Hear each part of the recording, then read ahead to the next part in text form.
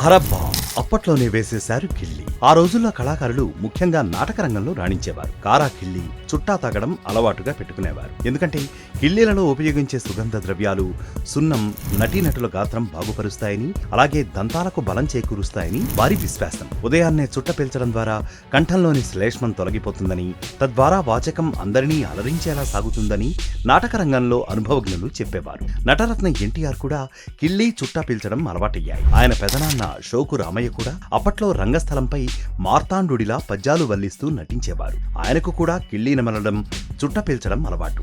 అందువల్ల అవేమీ అవలక్షణాలు కావని మిత్రులు చెప్పడంతో రామారావు కూడా కిళ్ళీని ఓ పట్టుపట్టేవారు. ఉదయాన్నే ఓ చుట్ట కాల్చేవారు.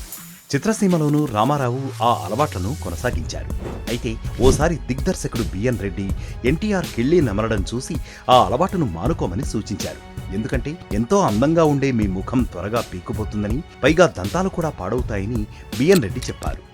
పెద్దలంటే ఎంతో గౌరవం చూపించే ఎన్టీఆర్ తాను గురువుగా భావించే బిఎన్ మాటను తూచా తప్పక పాటిస్తూ ఆపై మళ్లీ కిళ్ళీ వెయ్యలేదు. నిజానికి ఎన్టీఆర్ ఎంతటి ఘాటు కిళ్ళీనైనా నమిలి తీరిగ్గా నడుచుకుంటూ వెళ్లేవారట. బిఎన్ రెడ్డి హెచ్చరించకముందు మిత్రులతో కలిసి కిళ్ళీ వేసుకునేవారు.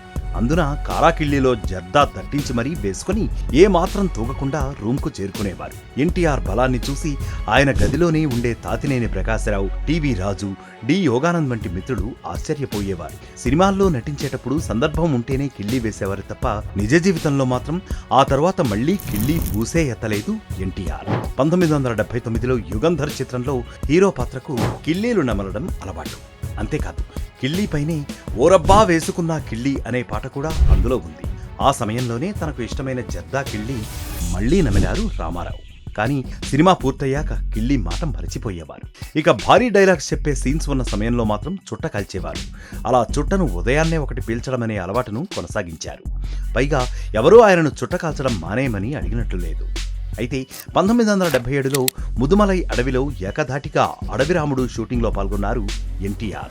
ఆ సమయంలో ఆయన్ను చూడటానికి ఎన్టీఆర్ సతీమణి బసవతారకం, ఆయన చిన్న కొడుకు జయశంకర్ కృష్ణ మద్రాసు నుండి ఫారెస్టుకు వెళ్లారు. వారు వచ్చిన మరుసటి రోజు ఉదయాన ఎన్టీఆర్ ఎంచక్కా చుట్ట పీలుస్తూ కనిపించారట. అది చూసి, నాన్నగారు మీరు కూడా చుట్టలు కాలుస్తారా అంటూ జయశంకర్ కృష్ణ అడిగాడట. ఆ అబ్బాయి మాటల్లో ఎన్టీఆర్కు ఏదో యావగింపు ధ్వనించింది. దాంతో ఇక ఆ రోజు నుంచి చుట్టలు కూడా కాల్చరాదని ఆయన నిర్ణయించుకున్నారట.